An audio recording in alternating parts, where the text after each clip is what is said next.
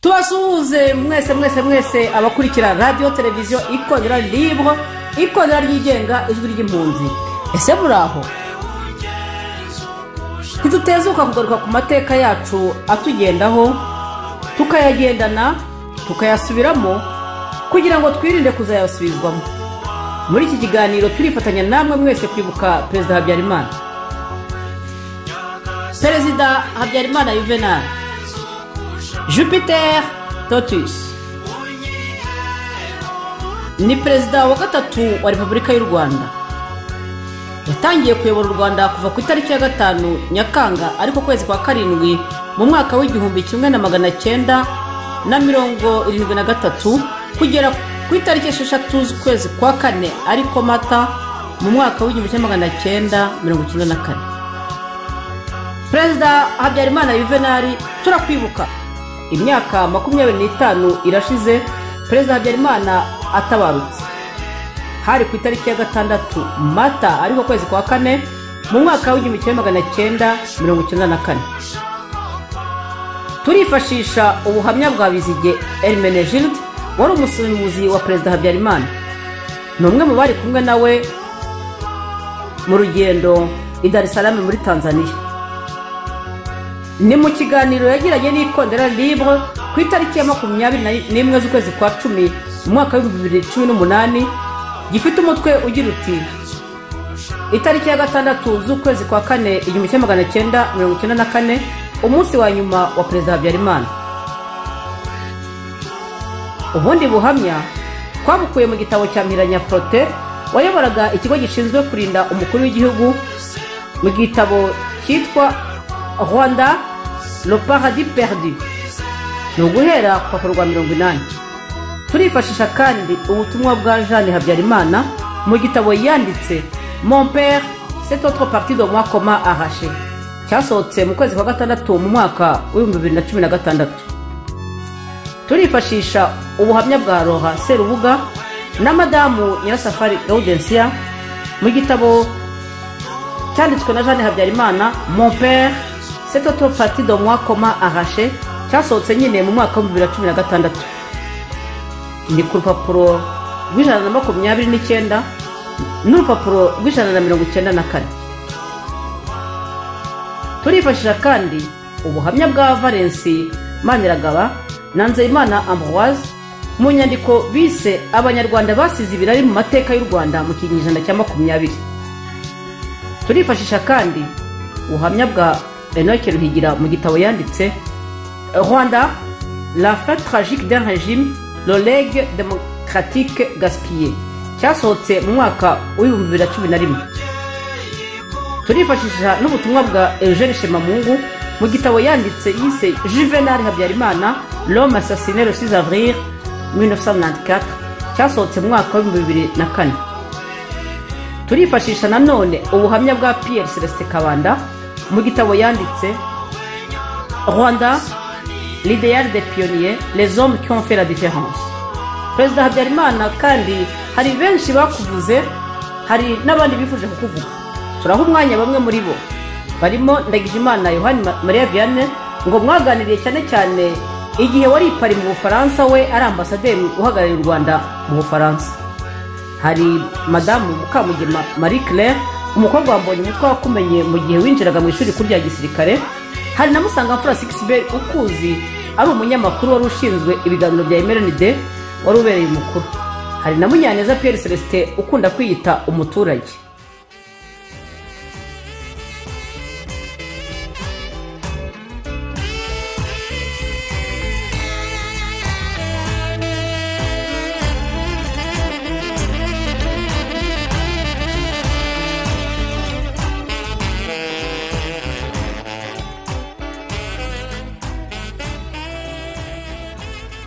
Abatangabuhamya twavuganye ku itariki ya 4 z'ukwezi kwa 7 mu mwaka wa 2019.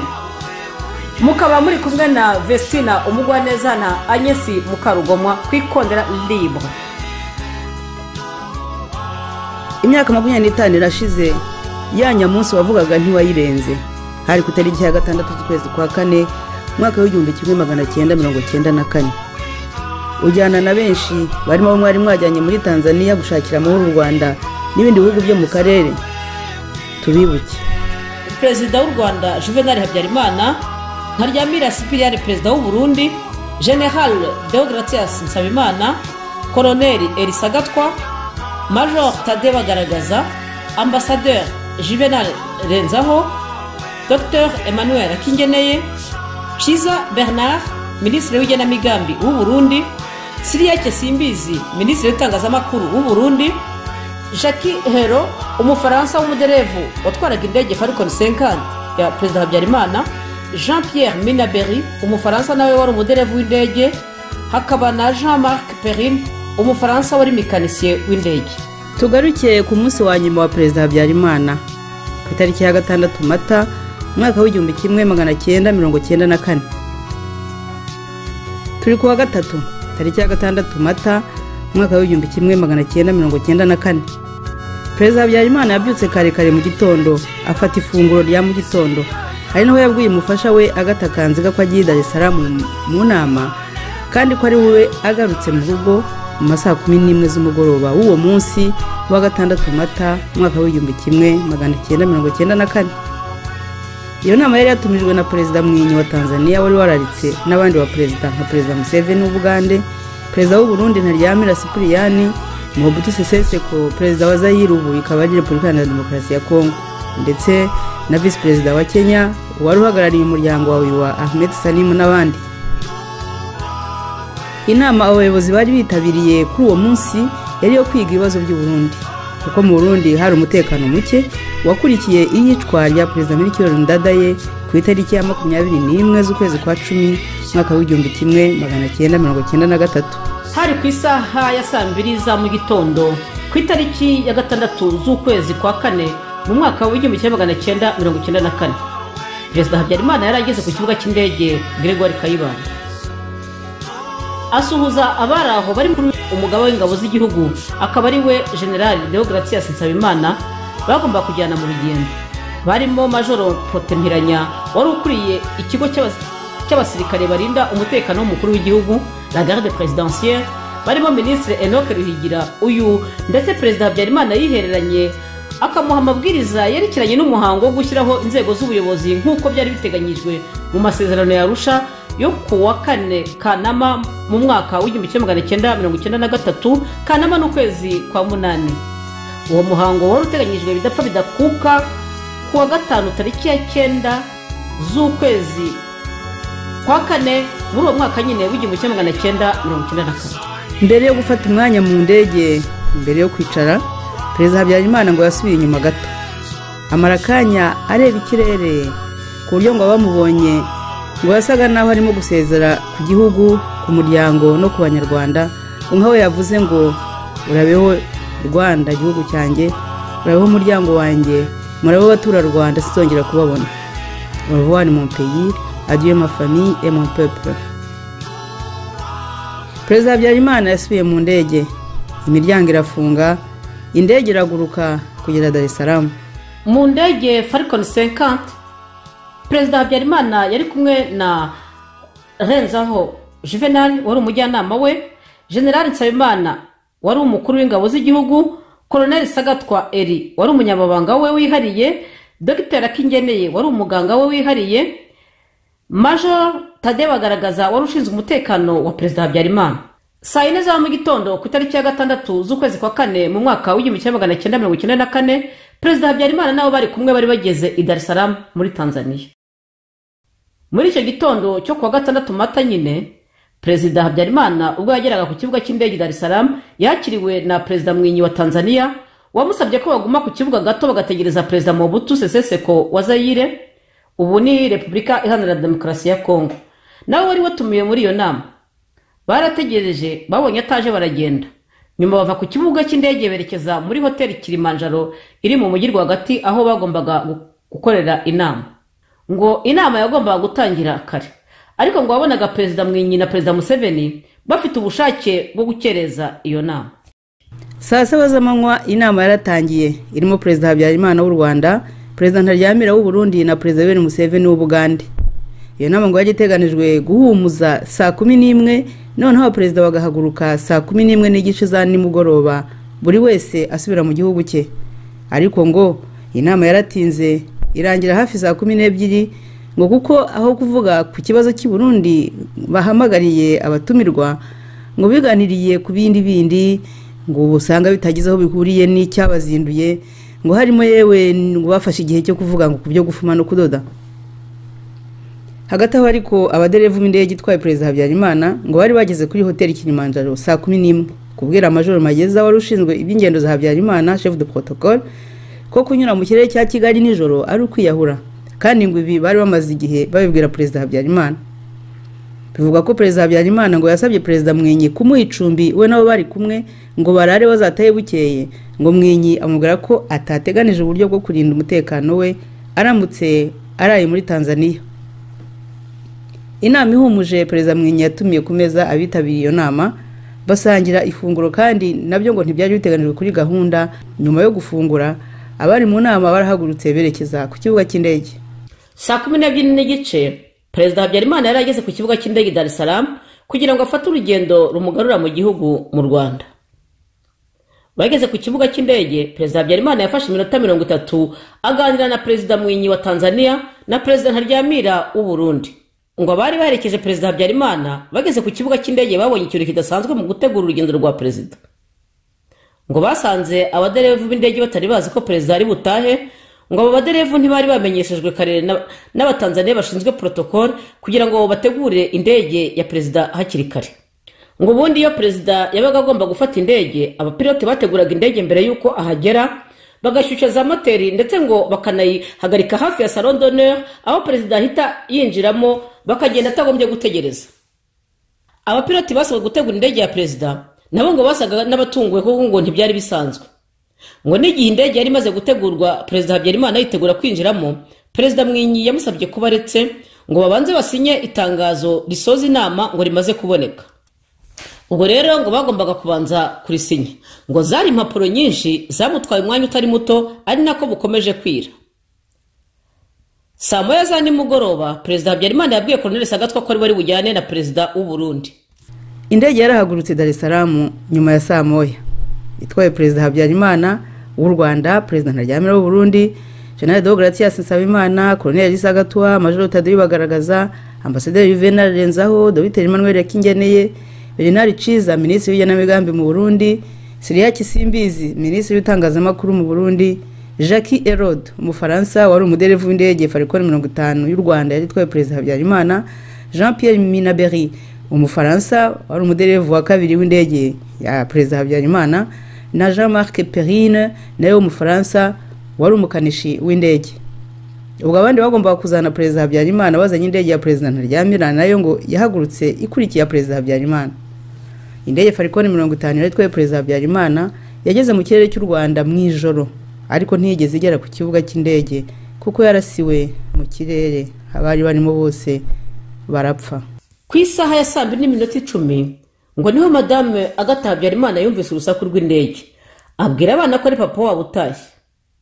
Mu gihe bihutiraga kureba niba koko ari we, ngo bumva urusaku rw'igisasu kinini, bumva icya kabiri, bumva icya gatatu, mu cyo kitasakuje nka bibiri bya mbere. Ubwo moteri y'indege yahise iceceka, ariko bumva urusaku rw'ibisigazwa by'indege byarimo byikubita ku rugo rwabo aho bari bari. Muri icyo gihe ngo bari bataramenya niba perezida Habyarimana ari mu ndege. Ubwo ngo mu kanya kakurikiye inkotanyi zarashe amasasu menshi ku rugo rwa perezida Habyarimana. Madame Agatha yihutiye kujya muri chapelle gusenga. Umuhungu we Jean-Luc Habyarimana afatanya n'abasirikare kureba imirambo y'abari bamaze kwicirwa mu ndege, basanga koko na perezida Habyarimana yari arimo. Ngo ntibyari byoroshye kumenya ngo uyu murambo n'uwanaka, kuko imibiri yabo yari yashwanyaguritse bikomeye kandi yanatwitswe brûlé. Icyakora ngo imirambo yose yashoboye gukusanywa ikirwa mu nzu ya perezida Habyarimana, nyuma ijyanwa mu rubuhukiro bw'ibitaro bya gisirikare i Kanombe. Umurambo wa perezida Habyarimana wagumanye n'abasirikare n'umuryango we kugera muri Zaire, ubu muri Repubulika Iharanira Demokarasi ya Kongo, aho perezida Mobutu wari perezida wa Zaire yawukuye akawujyana i Kinshasa, ngo we na mugenzi we Omar Bongo bafatanyije n'umuryango wa perezida Habyarimana n'abandi banyarwanda bawushyingura by'agateganyo mu cyubahiro Ibadorite muri Zaire, ubu ni muri Repubulika Iharanira Demokarasi ya Kongo. Perezida Habyarimana wagiye ukurikiye benshi bari bamaze imyaka 4 bicwa ndetse rubi bicwa na FPR Inkotanyi guhera tariki ya 1 z'ukwezi kwa 10 umwaka w'1990, umunsi FPR yateje intambara ku Banyarwanda. Ugenda usize benshi baje bagukurikiye bishwe nkawe, n'ubu kandi Abanyarwanda barakicwa rubi. Muri iki kiganiro turifatanya namwe mwese kwibuka Perezida Juvenal Habyarimana. Urupfu rwa Perezida Habyarimana rwaramenyekanye, ariko kugeza ubu inkiko zaba izo mu Rwanda zaba izo mu mahanga cyangwa se inkiko mpuzamahanga ntiziratangaza ku mugaragaro uwishe Perezida Habyarimana ku itariki ya 6 z'ukwezi kwa 4 umwaka w'1994. Ntiziragaragaza uwacuze umugambi wo kumwica, ntiziragaragaza n'undi wese waba warafatanije kwica Perezida Habyarimana, bityo ngo Abanyarwanda yarabereye umuyobozi bave mu cyunamo. Abafaransa nabo bakurikiranye igihe kirekire iraswa ry'indege yari twaye Perezida Juvenal Habyarimana. Vice Procureur wa Repubulika y'Ubufaransa Nicolas Renucci aherutse gutangaza ko abarezwe ubwo bwicanyi bahoze mu ngabo za FPR Inkotanyi ko habuze ibimenyetso simusiga bibahama, kuko ngo ibyo abatangabuhamya batanze bidahayije. Nuko arangiza akora ikiswe Réquisitoire au fond de non-lieu. Hari ku itariki ya 10 z'ukwezi kwa 10 mu mwaka wa 2018. Tubibutse ko abari barezwe barigewe icyaha cyo guhanura indege yari twaye Perezida Habyarimana, ari nawe yaguyemo, we nabo bari kumwe.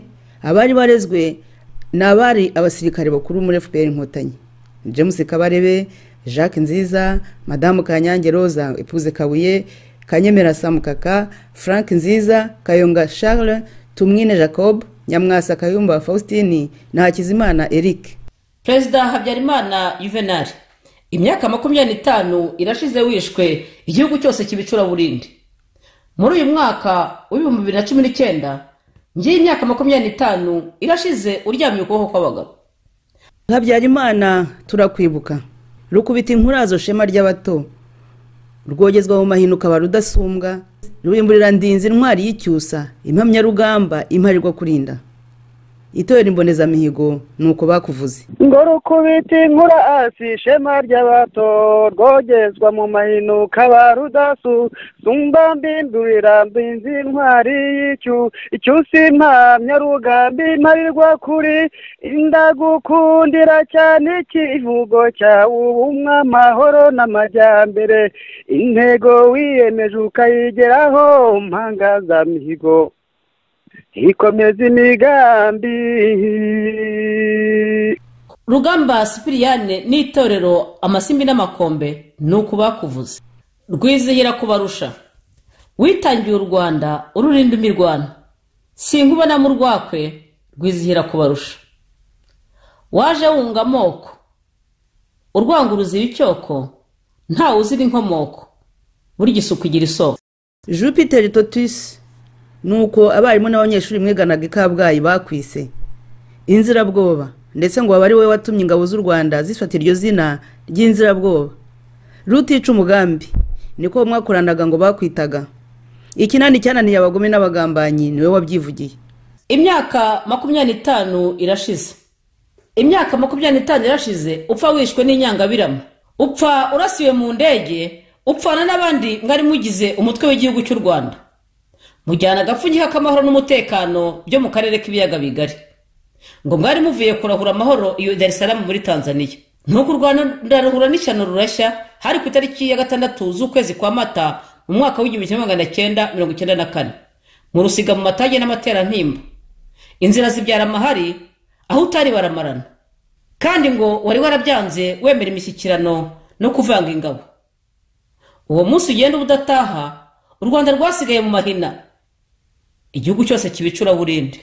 Nyakuba Perezida Juvenal Habyarimana, nyakangira kutwibutsa ubutitsa, nta mwaka utagira nyakanga. Nyakangira kutwibutsa kuko watwibutsaga ubwigenge, ukarinda Abanyarwanda kwigungira mu nzu bakizihiza iya mbere Nyakanga n'uwa 5 Nyakanga. Benshi mu bari hubu bakuze guhera ku ya 5 Nyakanga umwaka w'1973, aho igitondo gitangaje wagize uti ni muhumure Abanyarwanda. Nyamara harimo abarimo guhigwa n'abahungetwa, harimo abarera n'abatazi aho baherereye, harimo yewe na perezida Kayibanda mwakoranye urugendo rw'ubwigenge nabi, uyu ngo wagukundaga akakwizera. Twamenye ariko ko ngo nawe ibyabaye byakubabaje cyane. Ku itariki ya 5 Nyakanga mu mwaka w'1973 waravuze uti amatiku n'urugomo bihigame, dukorere u Rwanda rwatubyaye turwubake. Urongera uti umugambi n'umwe abanyarwanda, amahoro, ubumwe n'amajyambere. Ayo mahame ndangamuntu ntiyarambye ubuziraherezo, haje kidobya y'intambara n'ubundi bugome ndengakamere biza birandura nk'isuri ikukumba byose bihinduka inzarwe n'isayo, isura y'u Rwanda iba umwanda. Abanyarwanda bose baragendesha, sayo uruvugo gusa ni ya nyabutatu yari isobetse ubumwe yahungabanye. Ariko na Kanama irakutwibutsa. Ku itariki ya 1 Kanama umwaka w'1973 niho wasubije ubutegetsi rubanda nyuma ya rya joro ryo wa 5 Nyakanga 1973, kuko ingabo z'igihugu nimwe mwari mufite ubutegetsi bwose, shinga amategeko, nyubahiriza tegeko n'ubucamanza. Ku itariki ya 12 Kanama mu mwaka w'1974 Ibangi muri Centrafrique utorerwa kuyobora umuryango wa OCAM, Organisation Commune Africaine et Mauricienne. Ni ku itariki ya 1 Kanama mwaka w'1982 ushyiraho umunsi w'umuganura, kuko nyine wari warashishikarije abanyarwanda kwihaza mu biribwa. Ushyiraho umunsi wo kumurika umusaruro no guha agaciro impeke, imbuto nkuru ikaba amasaka. Ureke bamwe bihaye gukerensa isuka kandi amata yatunze isi yose. Herega ngo imfura yanyuze hano yariye. Ku itariki ya 4 Kanama mu mwaka w'1993 washyize umukono ku masezerano y'amahoro Arusha muri Tanzania ngo intambara ihoshe, abanyarwanda bongere bahumeka amahoro. Muri Kanama kandi ufitemo amateka yawe bwite bihariye. Ni ku itariki ya 17 Kanama mwaka w'1963 Kapiteni Juvenal Habyarimana yashakanye na Kanziga Agata, mubyarana n'abantu 8, abakobwa 3 n'abahungu 5. Turasubira tuvuga ibigwi byawe muri buri kwezi. Turasubira tuvuge Nyakanga ndetse na Kanama, ariko ntitwibagirwa kuvuga na Mutarama. Mutarama yari ukwezi ko kubwira abanyarwanda umugambi w'umwaka mushya, ukabatiza umwaka. Perezida Habyarimana buri mwaka yawugeneraga intego bitewe na gahunda izitabwaho cyane cyane muri uwo mwaka mushya uje. Guhera mu mwaka w'1974 kugeza mu mwaka w'1990 iyo myaka yarabatijwe. Dore uko imwe mu myaka yagiye ibatizwa. Umwaka w'1974 umwaka w'ubuhinzi. Umwaka w'1975 umwaka wo kongera umusaruro. Umwaka w'1977 umwaka wo gutura heza. Umwaka w'1978 umwaka w'ubworozi. Umwaka w'1979 umwaka w'uburezi, dore ko wari n'umwaka w'abana ku isi. Umwaka w'1980 umwaka wo kwita ku butaka. Umwaka w'1981 umwaka wo kwiza amazi meza mu cyaro. Umwaka w'1982 umwaka wo kurwanya isuri. Umwaka w'1983 umwaka w'igiti no kongera amashyamba. Umwaka w'1984 umwaka w'ibihingwa ngandurarugo. Umwaka w'1988 umwaka wo kurengera inyungu z'umuturage. Umwaka w'1990 umwaka wo gukangurira kwigisha gusoma no kwandika. Ubwo umwaka w'1991 ntabwo wabatijwe, ndetse n'indi yakurikiyeho kuko intambara yahagaritse imishinga yose y'ubumwe, iy'amahoro n'iy'amajyambere. Abakuze cyane barimo abawe, abo mwabyirukanye nabo mwahuriye mu mashuri cyangwa mugahuzwa n'umurimo, bakuvuga uko bakumenye nuko bakubonye, nyamara bakumeneye amaraso bo bakuvuga uko bakwiremeye, ariko ni kamere muntu ngo ntibazirikana. Iyo uticwa ngo uvutswe ubuzima ubu bushesha kanguye, kuko ababyeyi bawe ntibazirikana na nyirazuba bakwibarutse ku itariki ya 8 Werurwe umwaka w'1937. Inkuru nziza yasakaye mu muryango wawe, mu muryango w'abakristo, ko bibarutse umuhungu bamwise Habyarimana, baza no kongeraho Juvenal. Usangira ikirambi n'abandi 7 baboneye izuba, mukurira mu muryango w'abungura w'abashyushya ndetse n'uwabagesera wo kwa Nyamakwa ni mugasiza mu Bushiru. dore uko twakubwiwe n'abakumenye ngo wakuze nk'abandi bana, ngo mu mikino wakundaga harimo agapira n'amabiye, ngo akenshi wabaga uri ku mugezi wa Basera aho wowe n'abandi bana mwicaraga mugahimba udusigo, ariko ngo wari uzi no gushushanya, no mu mudiho ngo wari intore, ngo wacizaga twiste kakahava, ngo ugakunda amasengesho yaherekezwaga n'injyana ya Mozart, Chopin na Beethoven. ngo wabyirutse nk'abandi bana, wiga amashuri abanza ku ivuko Irambura, icyo cyiciro kirangiriza ku Nyundo.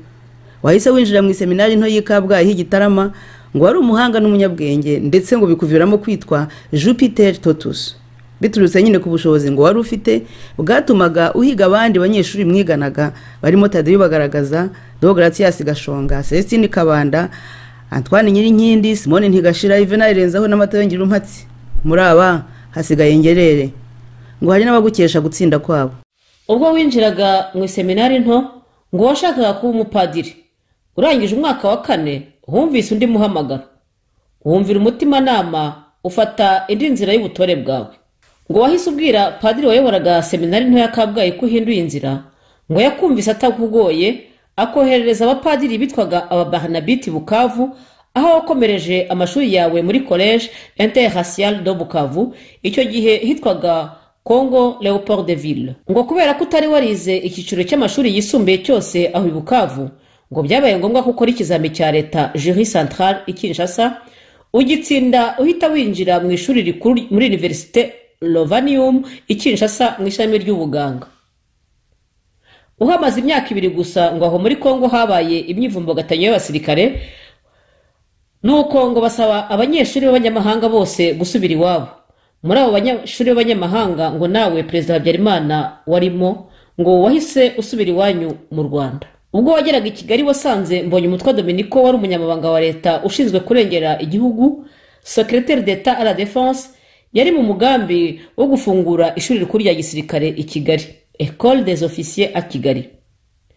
Twashoboye kubona ubuhamya bw'umwe mu bana ba Mbonyumutwa, Mukamugema Marie Claire. Hari impapuro zikomeye zabaga iwacu, nakoze hari fotokopi z'impapuro papa ya mukazi yari yarakoze. Hari imibarwa yajyaga twerekeye y'umugabo witwa Habyarimana Juvenal wari warandikiye Secrétaire d'Administration wo mu ngabo z'igihugu icyo gihe wari Mbonyumutwa Dominico, ayimwandikira muri 60 amusaba ko byamwinjiza mu ngabo z'igihugu, kuko urabona haba formule iyo ushaka kujya mu ishuri rikomeye, iyo ushaka kujya mu kazi kanaka wandika ibarwa ibisaba. Iyo rero twarayibonaga iwacu yari ihari. Noneho nyuma yaho tuza no kumenya akantu k'umwihariko kuko byari byagenze, nuko ngo bamaze gukora guverinoma nyine yari irimo n'abazungu, wari ministre wa defense yari umuzungu, ariko Mbonyumutwa ari umwungirije. Ubwo Mbonyumutwa baramubwira bati genda ukwira igihugu cyose ushakisha abasore dutangira ingabo, dutangira umutwe w'ingabo z'igihugu nyine. Noneho ngo rimwe rero agenda mu muhanda muri Kigali, aza kunyura ku basore 2 bameze neza, ngo abarebera muri retroviseri. Noneho ngo asubira inyuma arabaramutsa, ababaza bari bo, ababaza nuko n'ingamba zabo mu buzima, bamubwira yuko bigaga Lovanium, ariko ko Lovanium bayivanyeho kubu nta ngambi hamwe bafite. Arabwira ati rero ati bihuye nuko natwe dushaka abasore bajijutse bize ushobora kudufasha kujya mu ngabo z'igihugu, tugatangira nyine ingabo z'igihugu kuko mbere yaho ntazabagabo. Noneho rero arababwira ati muzanyandikire, hanyuma muzaze kora ibizamini, hanyuma rero nibikunda izaba ari inzira nziza. Abasore rero urumva ko byari bibatunguye, ariko barandika. Yari Habyarimana na Sekarije, ibarwa yari iwacu yari ya Habyarimana niyo jyewe nabonaga gusa. Noneho barandika, ubwo rero nyine babahamagara muri bya bihe bahamagaraga abasirikari bakagenda bagakora ibizamini. Habyarimana rero aragitsinda, yinjira mu ngabo z'igihugu hamwe na Sekarije, hamwe na Ruhashya, hamwe na Nyatanyi n'abandi abo muzi bari promosiyo ya mbere. Nguko igihe uko mbizi. Nyuma yaho rero ikindi nzi ni uko abo basirikari nawe bamaze kuba perezida wa repubulika, bari bamaze gutera intambwe, baza gusimbura Ababiligi rero kuri gete ya Mbonyumutwa. Aho niho nanone mbazi, ariko ni promosiyo yabo. Ndakwereka ukuntu igihugu cyiyubatse, kikubakwa n'abantu benshi biyubashye, bemera yuko igihugu cyabo kigomba kuzatera imbere. Ngeze igihe ubutegetsi bwe, ikintu numva ntekereza mu butegetsi bwa Habyarimana ni amajyambere. Banyarwandakazi, namwe inshuti z'u Rwanda, uvuga amateka ntasiga amatariki cyangwa ibihe, ngo nushaka gutaba amateka ntawona itaka. Dukomeze twumva Agnes Mukarugomwa. Ku itariki ya 10 z'ukwezi kwa 11 umwaka wa 1960 niho Habyarimana Juvenal yinjiye mu ishuri rikuru rya gisirikare, yamaze mu mezi 12 maze atahana ipeti rya majoro. Akomeza kuzamuka mu ntera kugeza ku ipeti rya general majoro nta nkomyi, ngo niwe wabaye umusirikare mukuru wa mbere uhabwa amatrikire 001.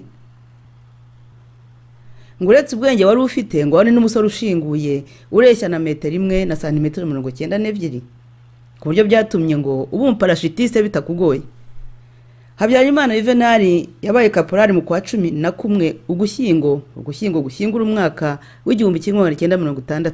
Aba sergent ku itariki ya mbere z'ukwezi kwa 5 mu mwaka wa 1961, abasuriyetona ku itariki ya mbere z'ukwezi kwa mbere umwaka wa 1962, abariyetona ku itariki ya mbere z'ukwezi kwa 7 umwaka wa 1962, abakapiteni ku itariki ya mbere z'ukwezi kwa 7 mu mwaka wa 1963, abamajoro ku itariki ya mbere z'ukwezi kwa mbere mu mwaka wa 1964. Habyarimana Juvenal yabaye liyetona colonel ku itariki ya mbere z'ukwezi kwa 4 umwaka wa 1967, abakoloneli ku itariki ya mbere z'ukwezi kwa 4 umwaka wa 1970, abagenerali majoro ku itariki ya mbere z'ukwezi kwa 4 mu mwaka wa 1973. Umuhungu wawe Jean Claude Habyarimana ngo yaravuze ngo ubuganga n'igisirikare birasa, ngo yombi ni imirimo isaba ubwitange.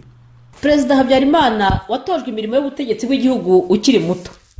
Mu mwaka wa 1959 ngo niwe w'abaturage bahisemo ngo uvuge ijambo igihe umwami Kigeli wa gatanu Ndahindurwa agiriye uruzinduko mu Gasiza iwanyu, dore ko aribwo Kigeli wa gatanu yari amaze gukura umwami Mutara wa gatatu Rudahigwa wari umaze iminsi atanze.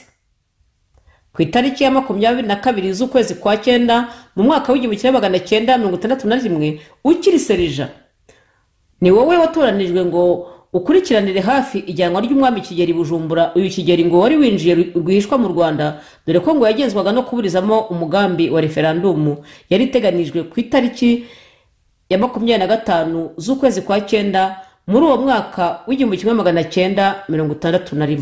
Ku itariki ya mbere z'ukwezi kwa 7 umwaka wa 1962, ku munsi w'ubwigenge bw'u Rwanda, niwe Habyarimana watwaye ibendera rya Repubulika y'u Rwanda uranarizamura kuri Place de l'Independance i Kigali. Nyuma y'iminsi 3 gusa igihugu kibonye ubwigenge, habaye ibitero by'inyenzi. Inyenzi ni ingangurarugo ziyemeje kuba ingenzi. Abarwanyi b'inyenzi bari impunzi zahunze muri za 59 na 60. Izo nyenzi zateye u Rwanda ku itariki ya 4 z'ukwezi kwa 7 umwaka wa 1962 ziturutse i Bugande zinyura y'ibirunga. Ni wowe Habyarimana Juvenal wahanganye n'ibitero byazo. Icyo gihe wari ufite imyaka 25 gusa y'amavuko, ufite ipeti rya majoro. Guhera ku itariki ya 31 Kanama ariko kwezi kwa 8 mu mwaka wa 1962 kugeza mu kwezi kwa 6 ku mwaka wa 1963 wayoboye akarere ka gisirikare ka Cyangugu, mu gihe hakurya i Bukavu havugwaga inyeshyamba zashakaga gutembagaza ubutegetsi i Kinshasa. Ngo ni naho wamenyaniye na Joseph Désiré Mobutu, wari koloneli kandi ari umugaba w'ingabo z'igihugu cya Kongo. Ubu ni muri Repubulika Iharanira Demokarasi ya Kongo. Uyu koloneli Joseph Désiré Mobutu mwafatanyije guhashya inyenzi zakoraga udutero shuma ku butaka bw'u Rwanda. Bivuga kandi ko ngo ari wowe na Mobutu mwafatanyije kurandura burundu bitwaga abamureliste inyenzi mu mirwano yabereye i Kamanyora. Ku myaka 26 y'amavuko ufite ipeti rya kapitene washinzwe kuyobora ingabo z'igihugu la Garde Nationale, usimbura kuri uwo mwanya umubirigi Major François Verstraeten. Ngo ntibyari byoroshye ku musirikare wari ukiri muto nkawe kuyobora ingabo zari zikirimo abasirikare bakuru b'ababirigi. Muri icyo gihe kandi inyenzi zakomezaga gutera, bikaba byari biteganijwe ko kapitene Habyarimana numara amezi 3 udashoboye gukumira ibyo bitero by'inyenzi, umubirigi Verstraeten azongera agasubirana ubutegetsi bw'ingabo z'igihugu. Ngo warabishoboye Jupiter Totus. Ndetse Minisitiri Murindahabi Kariyopi wari ugukuriye hamwe na Perezida Kayibanda ngo barakwishimiye cyane. Mu guhashya inyenzi zari zateye impande nyinshi z'igihugu mu Ruhengeri, Gisenyi na Kibuye, washoboye kuyobora ingabo z'u Rwanda zirwana n'inyenzi zari zaturutse mu birunga mu ishyamba rya Gishwati n'ishyamba rya Mukura.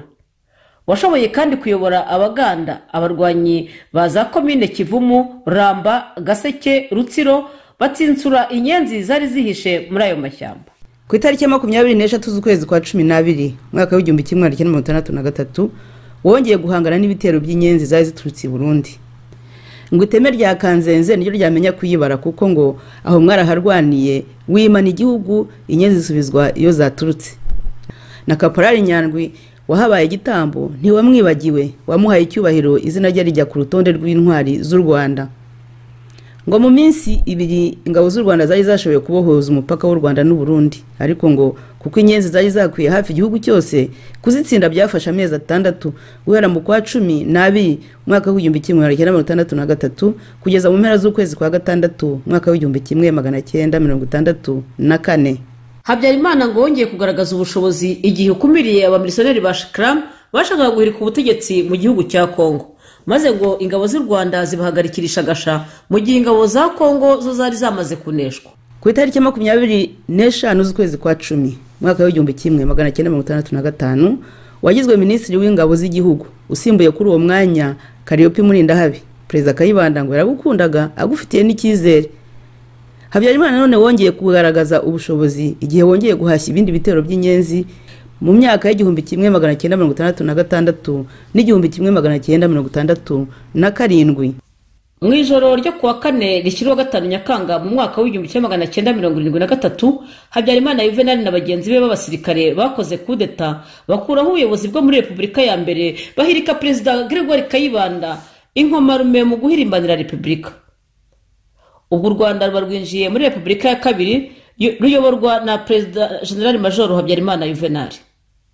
Iyi kudeta ngo yari yabaye nta maraso amenetse, ngo yakurikiwe n'ifungwa, iyicwa rubozo n'iyicwa ry'abari abayobozi muri Repubulika ya mbere, ndetse n'ifatwa nabi ry'abafasha babo n'imiryango yabo. Perezida Kayibanda ari mu bapfuye nyuma kuko ngo yitabye Imana ku itariki ya 15 z'ukwezi kwa 12 mu mwaka w'igihumbi 1976 aguye iwe ikavumu, aho yari afungiye igifungo cya burundu cyari cyarasimbuye urwo gupfa yari yabanje gukatirwa. Ibi ngo biri mu byababaje Perezida Habyarimana cyane. Bwandagijimana Jean Marie Vianney arabivuga mu kiganiro kirambuye twagiranye ku itariki ya 4 z'ukwezi kwa 7 mu mwaka wa 2019. Ikindi nahamya nuko Perezida Habyarimana ashobora kuba wenda hari ibintu yarangayemo agifata ubutegetsi muri 1973. Nkomeza kwibwira ko adashobora kuba yarabikorera ubugome, ariko nanone burya perezida w'igihugu habaye ibintu bibi cyane bikabije abigiramo uruhare, nako abigiramo uruhare. Ndashaka kuvuga abanyapolitike bari ku ngoma ya Perezida Kayibanda bakoranaga nawe muri guverinoma bapfiriye muri prison. Biriya ni ibintu byabaye ikosa rikomeye cyane, kandi nawe byakomeje kumuremerera ndabizi, kuko ngira bimubajije mu kwezi kwa 1993 yaje i Paris. Tujya gutembera ahantu twembi, nyuma yacu hari abandi badukurikira mu muryango we. ndabimubaza ariko bwana perezida cya kibazo cy'abantu bishwe muri 73 na 76 gishobora kuzabyara ibibazo nubwo tugiye kujya mu nzira y'amahoro za Kordahusha twaraganiriye cyane tumarana isaha irenga arambwira ati ndabizi ati ariko nyamara burya ntabwo ari njye wabikoze ati bari inde banciye inyuma uzi ko twajyaga tuvuga tuti buriya ni ubwitwazo ariko agomba kuba watanga amategeko ntabwo ujya nabigarukaho kuko ntabwo turi abacamanza ariko nabyo yansubije neza andeba mu maso rwose arambwira ati sinjye atari ko nyine nuko byagenze ati kandi nabaye nk'ubasaba imbabazi ikindi numvaga bimuteye byaramubabaje bimuteye n'ikibazo yibaza ati ibi bintu nzabyifatamo nte nyuma ya guverinoma nshya ntazaba nyobora uko nshatse mbese kuko nzaba nsangiye ubutegetsi n'abandi wumvaga rwose bimuteye impungenge mbese njyewe niko nabifashe icyo gihe ibyo byose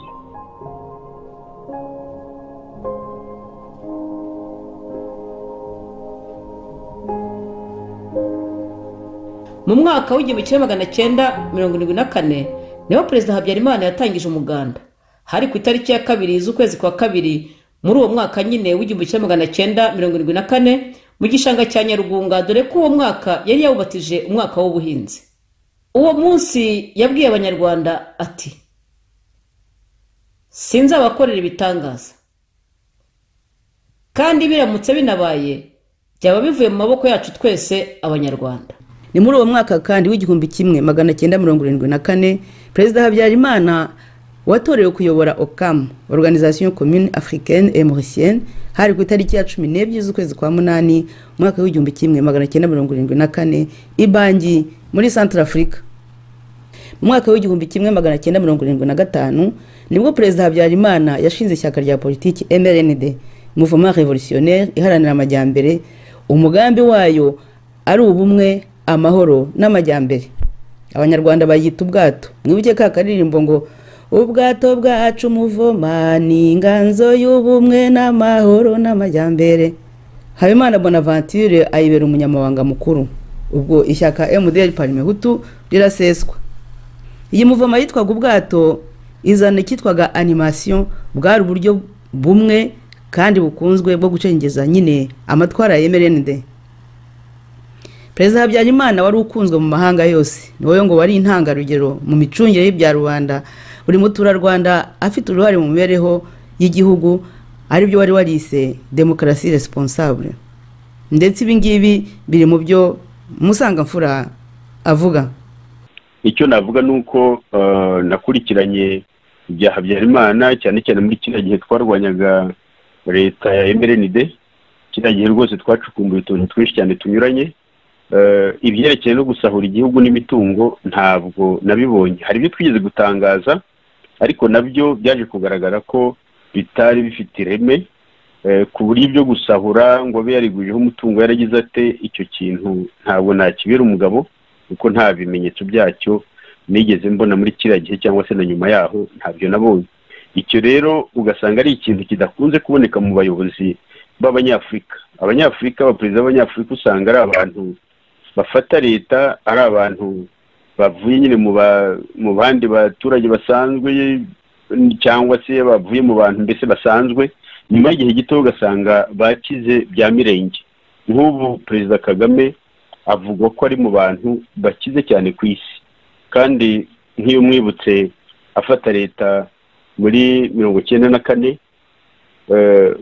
ikintu yari afite mbese ibyerekeye n'imitungo n'ibindi byose, icyo gihe umuntu yavuga ko ntabyo yari afite rwose. Nibwo yafashe leta, ariko noneho urebe ko ari umuntu ukize cyane kurusha n'igihugu. Ubu ngubu rwose wajya mu mutungo w'agasesenga akareba cyane ashobora gusanga afite na n'umutungo ushobora kubungana n'uw'igihugu cyangwa se n'unaruta w'igihugu, kandi yarafashe leta nta kintu afite. Icyo rero nacyo umuntu yagishimira Habyarimana yuko atasahuye igihugu, atasahuye na duke igihugu cyari gifite. Ikindi nanone ni ibyerekeranye no kubana n'abaturanyi, nabyo usanga mu banyi n'amahanga yarakoze uko ashoboye akabana neza n'abaturanyi. ndavuga nibura ku bimwerekeye ku giti cye yagerageje gukora ibyangombwa byashobora gutuma agirana amahoro n'abaturanyi b'igihugu cyacu bose. Ikindi navuga ni uko yagerageje gushyira imbere za gahunda zo guteza imbere igihugu ku buryo usanga mu gihugu ndibuka ko kiriya gihe rwose twari tukivuza kwa muganga kandi hari mu gihugu hose umuntu akajya kwivuza yenda uretse ko amavuriro ari makeya tukagenda tugatonda imirongo abantu bakaba bakwirirwaho bugacya bagasubirayo, ariko abantu iyo babaga bageze ku muntu uvura baravurwaga kandi nta n'icyo bishyuye.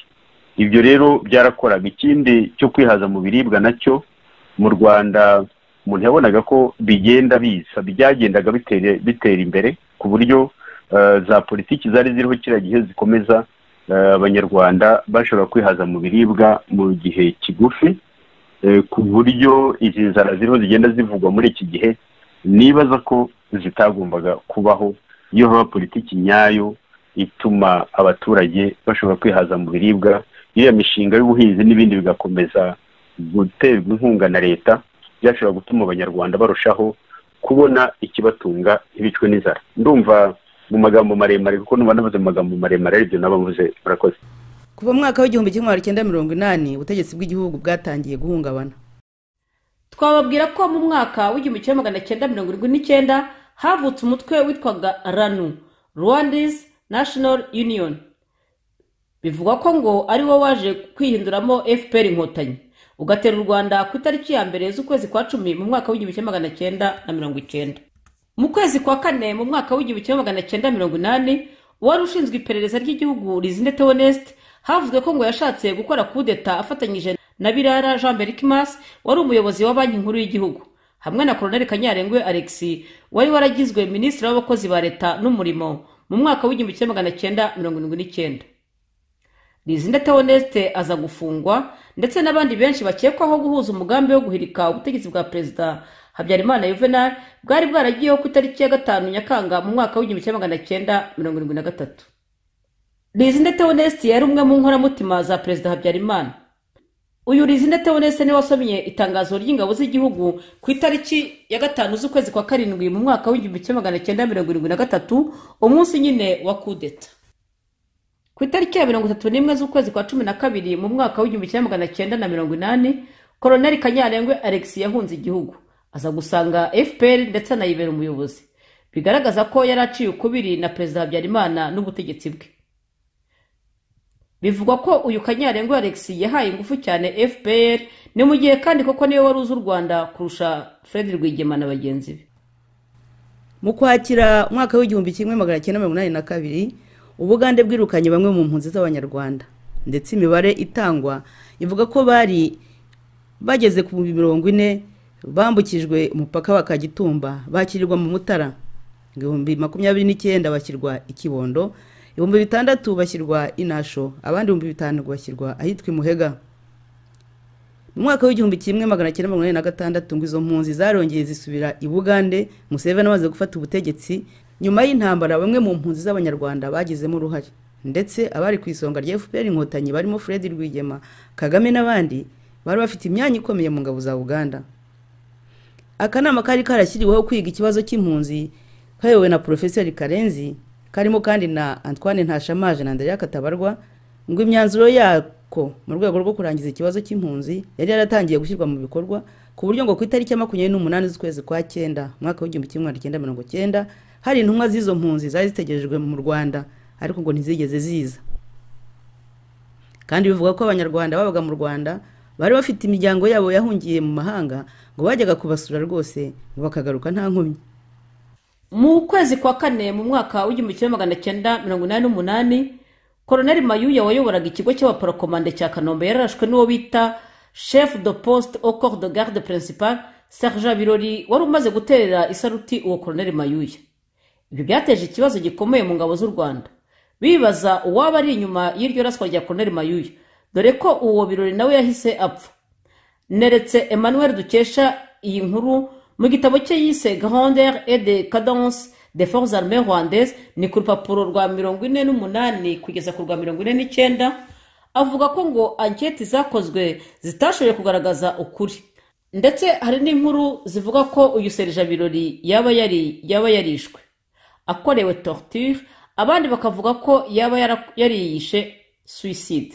Urupfu rwa Mayuya rero rwakurikiwe n'ifungwa rya bamwe mu basirikare bakuru bari bafite imyanya ikomeye mu buyobozi bw'ingabo z'igihugu. Ku itariki ya mbere z'ukwezi kwa 10 mwaka w'1990 niwo munsi w'ibyago byose byagwiriye u Rwanda, Abanyarwanda na Perezida Habyarimana. Igihugu cy'u Rwanda cyatewe n'abarwanyi ba FPR Inkotanyi, umutwe w'abasirikare ugizwe n'abana b'impunzi barimo abari mu gisirikare cya Uganda, zateye u Rwanda ziturutse muri Uganda. Icyo gihe Perezida Habyarimana ntiwari mu Rwanda, wari uri muri Amerika mu nama yahuje abakuru b'ibihugu irebana no kwita ku mikurire y'umwana. Inama na Perezida Museveni yarimo, ndetse mukaba mwana nabonanye. Museveni ngo atahuka ageze i Buruseli mu Bubiligi, ngo yatangaje ko ngo abasirikare bakomoka mu Rwanda baturutse igisirikare cya Uganda. The Banyarwanda boys are deserting. Ibyo biri mu byakubabaje, dore ko Museveni ngo waramufashije mu rugamba yarimo rwo gufata ubutegetsi muri Uganda. Uyu Museveni ndetse wari warakwijeje ko nta ntambara yaba mu Rwanda iturutse mu Bugande. Perezida Habyarimana wahise ugaruka mu Rwanda, uhagera ku itariki ya 3 z'ukwezi kwa 10 mwaka w'1990, usanga ingabo z'u Rwanda zihanganye n'izo nkotanyi Abanyarwanda bitaga inyenzi ku mupaka w'u Rwanda n'Ubugande, Intoma, Imatimba na Kagitumba. Kuva kuri uyu munsi w'itariki ya mbere z'ukwezi kwa 10 mwaka w'1990, Abanyarwanda batangira inzira ndende y'ububabare. Igihugu cy'u Rwanda Perezida Habyarimana yarayoboye kinjira mu ntambara, amateka ye n'ay'igihugu arahinduka. Abanyarwanda bagwa mu kangaratete, barapfusha n'ubu imponoke zikondwa ubutitsa. Ku itariki ya 6 Mata mu mwaka w'1994, indege yo mu bwoko bwa Falcon 50 yari itwaye Perezida Habyarimana Juvenal na Perezida w'u Burundi Cyprien Ntaryamira n'abari babaherekeje bavuye mu butumwa bw'amahoro mu gihugu cya Tanzania yararashwe igwa hafi y'urugo rwa Perezida Habyarimana i Kanombe. Abari kumwe nabo bose barapfa.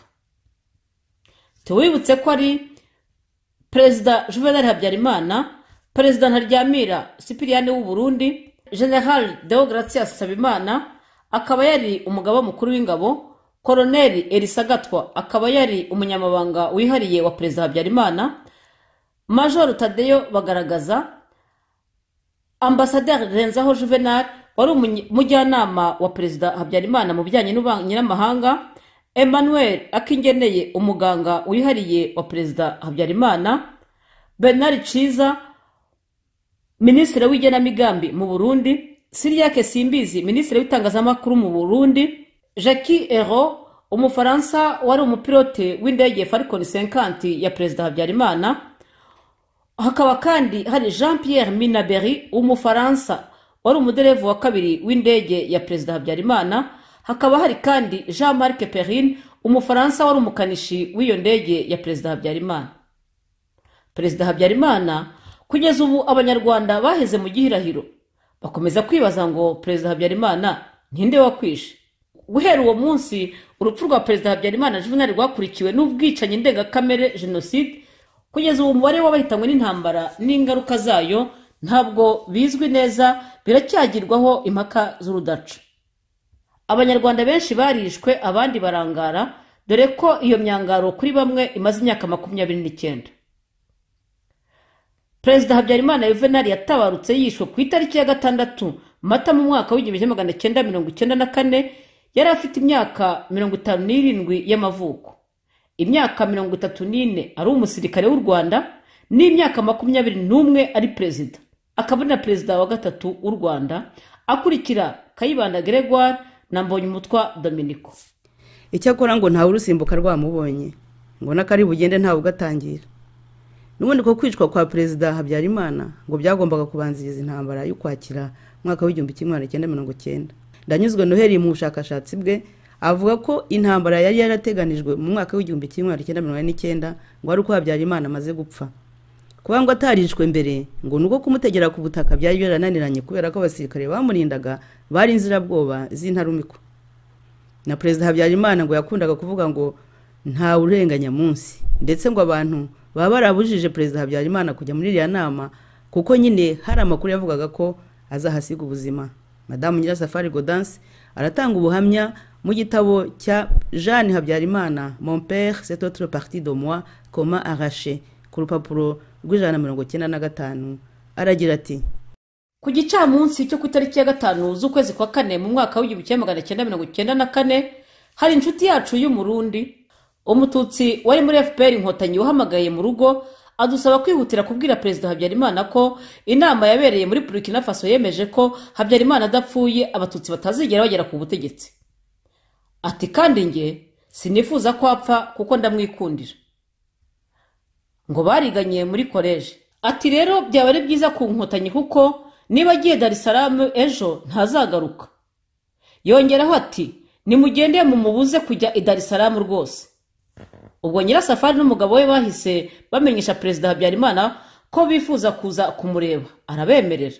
Bagezeyo bahise bamugezaho ubwo butumwa. Bamusaba guhagarika urwo rugendo. Habyarimana yabasubije muri aya magambo. D'autres m'en ont déjà parlé. En particulier mon frère le président Mobutu, qui vient de m'appeler à ce propos pour la énième fois aujourd'hui. Si je dois mourir, ce sera mon jour et n'oubliez pas que nul ne peut échapper à son destin. Nta urenganya munsi. Madamu Nyirasafari ati Perezida Habyarimana amaze kutubwira ko nta urenganya munsi twamusezeyeho tumubwira ngo uramuke nirinda kugaragaza agahinda nanifite ndetse ndifata kuko numvaga namubwira ngo urabeho.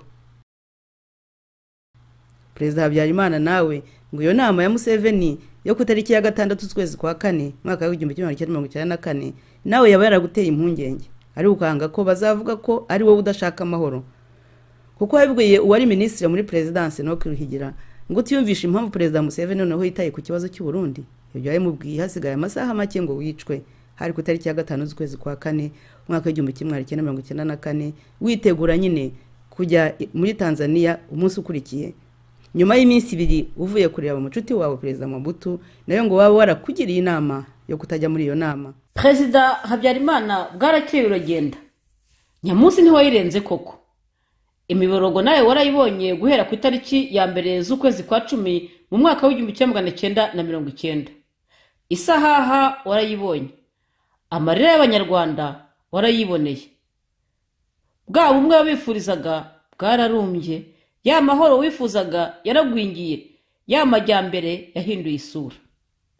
Ku itariki ya 6 Mata mwaka w'1994 Perezida Habyarimana barakwica. Ubumwe mu baperezida 22 bishwe bakiri ku butegetsi. Guhera kuri uwo mugoroba wa 6 Mata umwaka w'1994 waracecetse. Abishi bawe ntibagohaye nakuka nagake ko gusiga uvuze ukwishe. Wenda we no kutubwira uko abusize bazabaho. Nubwo ari waraburiye abanyarwanda kutazagwa mu mutego w'umwanzi igihe umaze gushyira umukono ku masezerano y'amahoro ku itariki ya 4 z'ukwezi kwa 8 umwaka w'1993. Perezida Habyarimana ntiwatashye urabura mu gihugu induru ziravuga. Bamwe bibuka ko akunda kugira uti ni muhumure abanyarwanda. Warishwe abanyarwanda babura umuhuza babura kivurira. U Rwanda rubu rw'imburagihana n'impehe. Ntiwatashye abanyarwanda baramarana. Ntiwatashye abana baracuka imburagihe. Ntiwatashye imivu y'amaraso iratemba. Ntiwatashye tubona ishyano.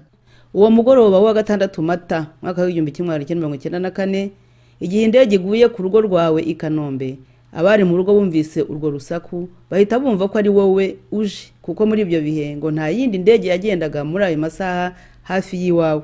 Umwana wawe Jean Luc yaje mu wa mbere asanga nawe wishwe hamwe n'abandi 11 mu gihe abandi bari mu rugo basabaga Imana ngo Perezida Habyarimana ubugihumeka ariko abicanye bari bashatse kugutwara ubuzima ntibaguhushije barakwica. Jean Luc umuhungu wawe yakugezeho byarangiye ngo no kubona umurambo wawe ntibyaboroheye. Ubuteye icyuho mu muryango usiga igihugu kitagira umutwe. Ababishoboye bahagarariye abandi mu gitambo cya misa yabereye iwawe Kanombe bakuragize yakwibyariye. Hirya hino mu gihugu cyose urupfu rurimikwa barishwa abanyarwanda barishwa abanyamahanga. U Rwanda ruhinduka umuyonga rutakwa imirambo. Abari bakirimo kubuka barahunga. Hari benshi cyakora batamenye ko mwagendanye mu buhungiro.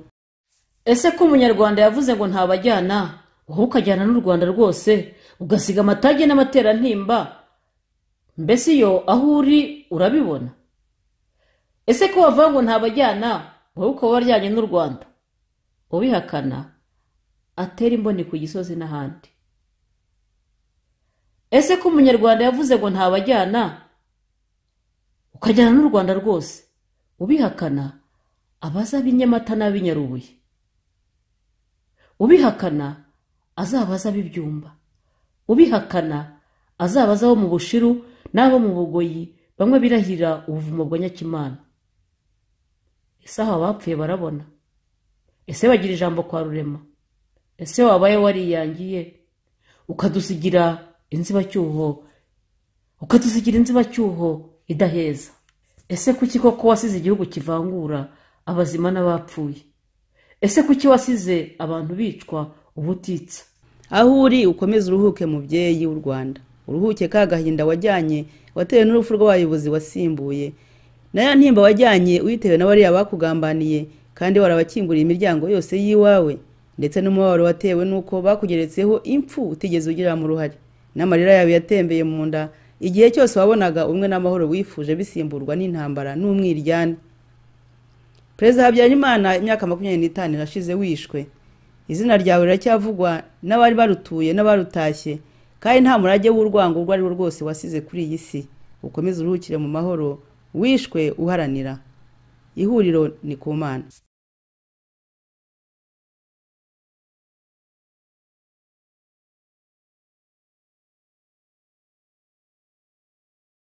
Perezida Juvenal Habyarimana, hari benshi bakumenye bifuje kukubwira abanyarwanda ndetse n'abandi bose bumva ururimi rw'ikinyarwanda, bifuje kukuvuga uko bakuzi.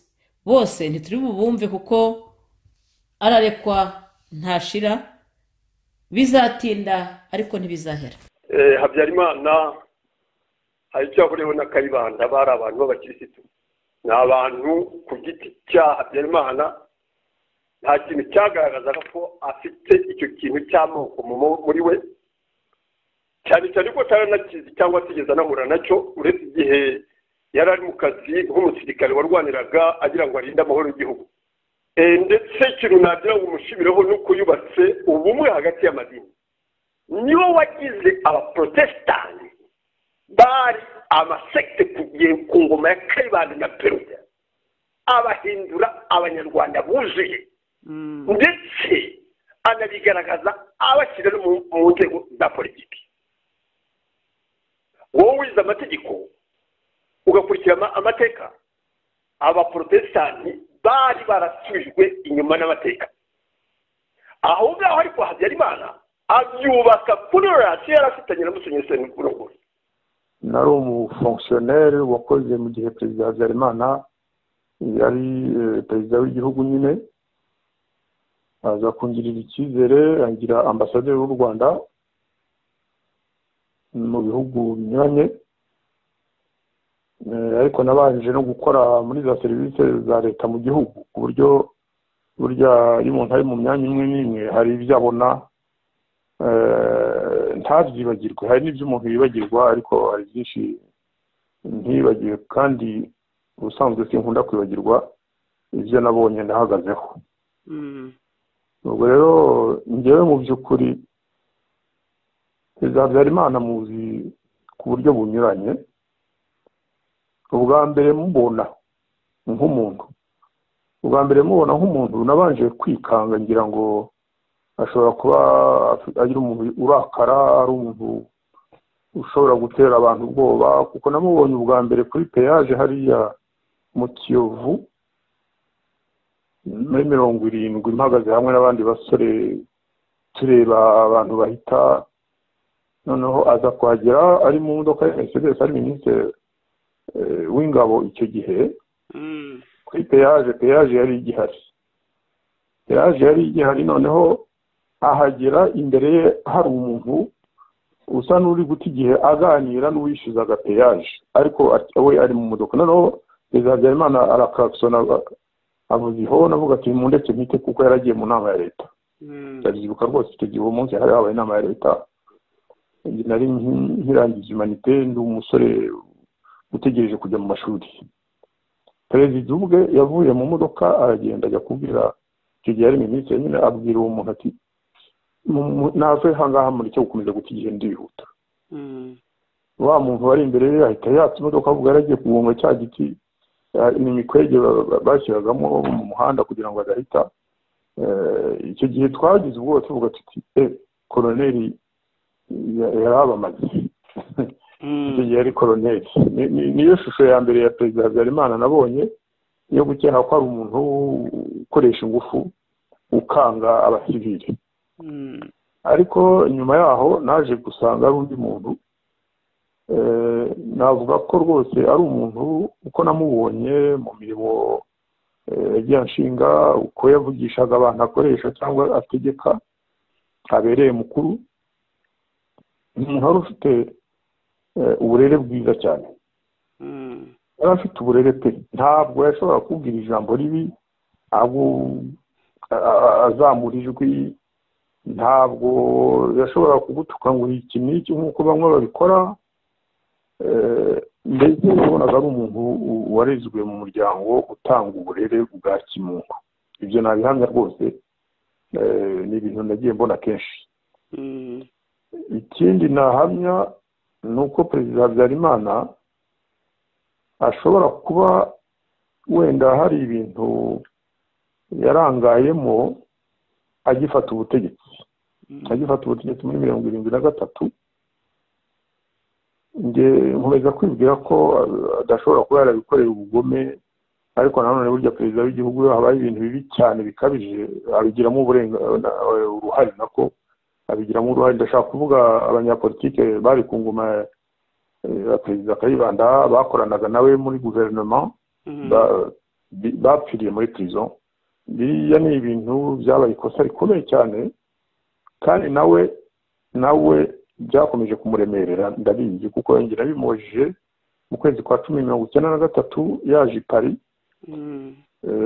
tujya gutembera ahantu twembi nyuma yacu hari abandi badukurikiyeho mu muryango we ndabimubaza ariko bwana perezida cya kibazo cy'abantu bishwe muri 1973 na 1976 gishobora kuzabyara ibibazo nubwo tugiye kujya mu nzira y'amahoro na les accords d'Arusha twaraganiriye cyane tumarana isaha irenga arambwira ati ndabizi atariko nyamara burya ntabwo ari njye wabikoze ati bari inde banciye inyuma uzi ko twajyaga tuvuga tuti buriya ni ubwitwazo ariko agomba kuba watanga amategeko ntabwo byo nabigarukaho kuko ntabwo turi abacamanza ariko nabyo yansubije neza andeba mu maso rwose arambwira ati sinjye atariko nyine nuko byagenze ati kandi nabaye nk'ubasaba imbabazi ikindi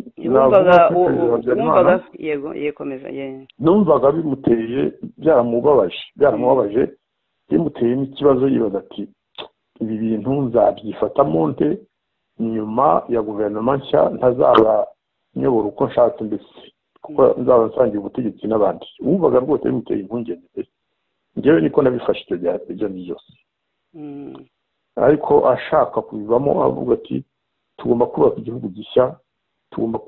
igihugu gishya hamwe n'abo muri opposition mwebwe ko yambwiraga njye nari naramubwiye ko ndi mu ishyaka rya opposition kandi murabizi icyo nacyo ni ikintu kigomba kumenyekana kuva muri 1991 perezida yamenye ko njyewe ntari muri MRND nari maze kuba muri MRND nyuma ya kongere ya mbere yabereye i Kigali nari nayijemo mpavuye mpita menyesha ishyaka nifuza kujyamo ko nubwo ntari mu Rwanda nubwo ntazaba militant actif ariko ko nzarishyikira ariko bitambujije kandi bitabangamiye akazi kanjye nakomeje rero gukorera igihugu nkomeza no gukorera perezida wa repubulika wari warantumye ariko njya no kumubwira namutumyeho minisitiri w'ububanyi n'amahanga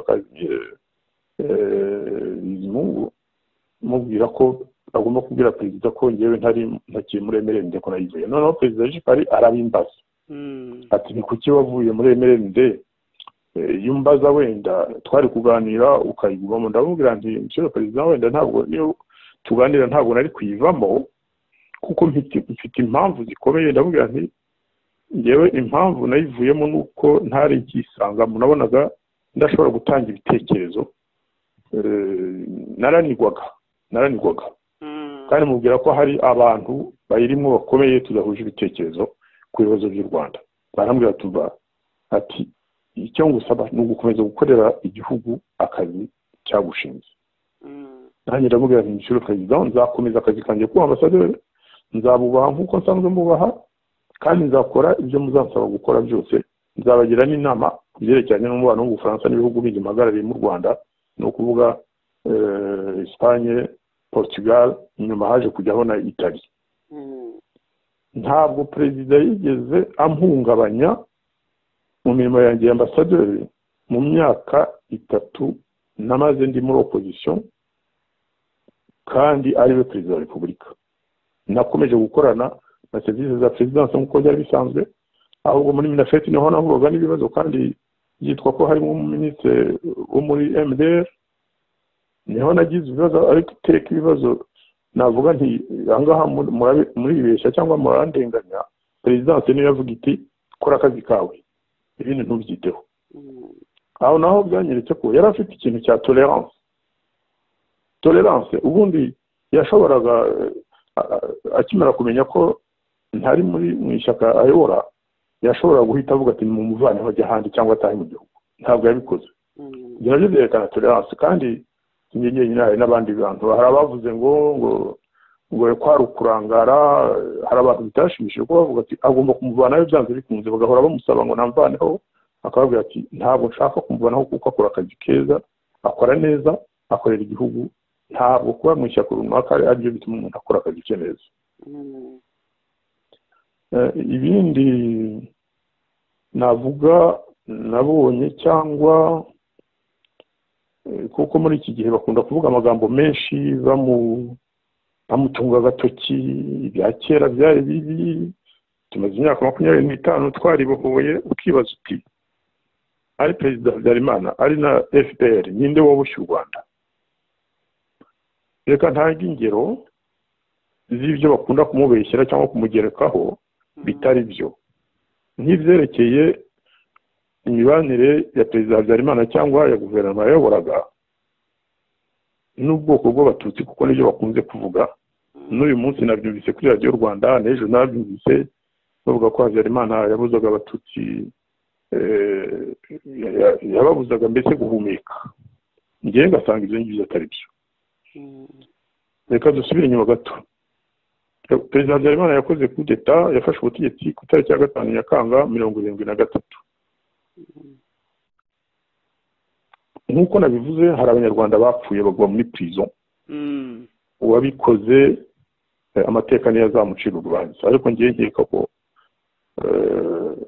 abari muri maneko icyo gihe ba koloneli bizine cyangwa komanda agitangira bashobora kuba barabigizemo uruhare rukomeye cyane, noneho kubera ko perezida Habyarimana we ariwe wari mukuru, akaba ariwe byandikwaho nanone. Ibyo sinabigarukaho.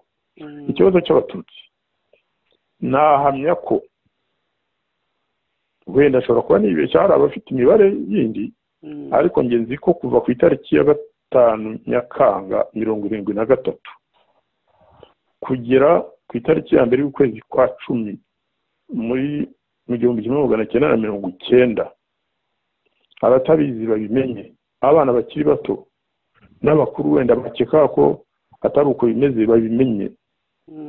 Nta mututsi n'umwe, tumaze kuvuga ko hari abahutu baguye muri prison, nta mututsi n'umwe wigeze yamburwa ubuzima cyangwa ngo afungwe ku ngoma ya Habyarimana ku mpamvu za politiki. Mbisubiremo, nta mututsi n'umwe wigeze yamburwa ubuzima cyangwa ngo afungwe ku mpamvu za politiki, ku mpamvu zo kwangwa cyangwa guheza abatutsi noneho bakanabafunga kugira ngo babakandamize. Nta n'umwe. Niba hari ufite uwazi azamumbwire, ariko nge ntawe nzi kandi narashakishije. Ikindi, mubona ibiba mu Rwanda. FPR bivuga ko yabohoje mu Rwanda muri iyi myaka 25 ishize. Tugaruke kuri abo batutsi. FPR imaze kwica abantu b'abatutsi bazwi bangahe? No kuva muri 19 itangiye intambara yagiye yica abanyarwanda hirya no hino abahutu cyane cyane ariko ikanyuzamo ikajya no kwica abatutsi. Ibyo ngibyo abana bakiri bato babimenye kuko hari uherutse kumbwira ko atabizi. Ikajya kwica abagogwe, abatangabuhamya barabivuze bavuze ukuntu byagenze. Ikica abagogwe kugira ngo ubwo bwicanyi bugerekwe ku ngoma ya Habyarimana no ku basirikare b'u Rwanda. Ibyo byarabaye, dufite amatariki byabereyeho. Nyuma yaho muzi ukuntu FPR yafatanyije n'interahamwe ndetse kujya kuri za bariyeri kwica abatutsi muri 1994 muri jenoside muri 1994. Ibyo byarabaye. Nyuma yaho ngo amahoro araje, ngo abatutsi barabohowe, niko yabivugaga. Ariko ni murebe, mugende mubare, mukore imibare, mubarure abatutsi b'abacikacumu bari basanzwe ari abacuruzi, bari basanzwe ari abakozi ba leta cyangwa bafite ibindi bibereyemo, bamaze kwicwa na FPR. Ntabwo ari bake ariko nagaruka kuri bake tuzi, nagaruka nko kuri Asina Paul Rwigara. Asina Paul Rwigara yabaye muri Repubulika ya mbere n'iya kabiri. Iya mbere yarakiri muto ariko mu ya kabiri yaragaragaye, aracuruza, aba rwose umuntu uzwi na benshi kandi ukundwa na benshi. N'iby'amoko ntabwo yabijyagamo ku buryo bugaragara niba byaranabaye. Yari umuntu ukundwa na bose ingenzi twari tuzire. Ntabwo Perezida Habyarimana cyangwa ingoma ye bigeze bamwambura utwe, ntabwo bigeze bakora ku mutungo we ngo barawumwambuye. Fata n'abandi bariya ba Evariste n'abandi bacuruzi benshi bacitse ku icumu muri jenoside, ariko FPR niyo yaje ibamba umutungo wabo iwushyira mu iwuhereza nyine abantu bayobotse FPR bandi baturutse hirya no hino, bo ishaka kubica basanga nta kundi babigenza barahunga. Asina Paul we tubigarutseho, ntabwo yamwishe gusa, yamaze kumwica amusenyera n'inzu nziza yari ikomeye yari yarubatse kuri Repubulika ya kabiri. Ntabwo Habyarimana yigeze asenyera iyo nzu, ariko Kagame yatanze amategeko yo kuyisenya abayishyira hasi. Arangije kuyisenya umuryango bawambura ibyabo byose.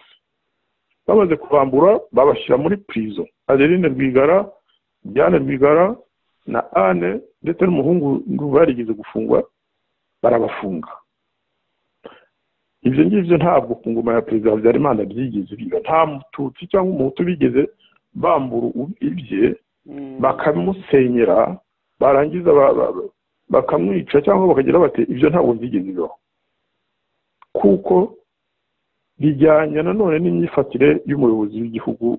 Habyarimana ntabwo yashobora gukora ibintu nk'ibyo, kuko cyambere yari umukristo ukomeye cyane kandi yubahirizaga ubuzima bw'abantu mu by'ukuri. Nakubwiye ko ngewe ku bwanjye ku byo nzi nta mututsi n'umwe wigeze apfa hagati ya 5 Nyakanga 1973 n'itariki ya mbere y'ukwa 10/19. Icyo ni ikintu gikomeye, kuko kandi ubu ngubu abambere batanga ubwo buhamya kandi bagiye babutanga. Ndibuka hari nk'ikiganiro muzehe Evariste Sisi yigeze gutanga, ashobora kuba yarabivuzemo avuga ati abo nafashije mu ntambara ni nabo banyambuye umutungo wanjye. Si we wenyine, burya hari benshi cyane byagenze, kandi uwo mutungo bagahita bawushyira mu isanduku ya FPR Inkotanyi. Iyo niyo bilan ku ruhande rumwe na rumwe. Noneho tugaruke ku byerekeye uburenganzira bwa muntu. Uburenganzira bwa muntu, yego kera koko igihe cya Perezida Habyarimana ntabwo bwari shyashya. MRND imaze kujyaho birazwi, twese twatekerezaga muri kadire ya MRND. Ibitekerezo ntabwo byari byoroshye kubihitisha, ariko mu by'ukuri ntabwo abantu bafungwaga ngo nuko bavuze ijambo n'iri. Yego hari abo byabaye, kuko hari umuntu w'umuganga yigeze kuvuga ati hari Kibungo, yari directeur wa prison nako wa bitari Kibungo, aravuga ati noneho chef uko mbona yananditse byagenze biti, abwira abagenzi be. Uwo mugabo ni umuntu wari inshuti yanjye, siniriwe muvuga, ariko bahise bamufunga. Ntabwo ari perezida watanze itegeko ryo kumufunga, byumvikane nabyo, ababyumvise nibo babwiye bamaneko aho bari baharaho baragiye baramufata hari kuwa gatanu yafunguwe kuwa kabiri ukurikira iminsi ine yamaze muri prison. Urumva utwo ni utuntu bishobora kugerekwa kuri perezida w'igihugu kandi atari watangiye kuko ntabwo yigeze yumva uwo mugabo abivuga. Yari umuntu w'umuganga ukomeye cyane uzwi. Utuntu nk'utwo rero twabagaho cyangwa haba habaye nka biriya twakoraga byo gutegereza abaperezida b'abanyamahanga baje tukicara ku zuba. Ndibuka ko hari umubyeyi wigeze kwicara yicara ku kinyamateka imvaho kiriho ifoto ya perezida bamaniko baramufata baramufunga, ariko ntabwo ari perezida wa repubulika bamutegetse gukora ibyo. Ibyo rero nabyo byumvikane neza ko ibyo bagerageza guharabika Habyarimana akenshi ntabwo ari bo babitegetse.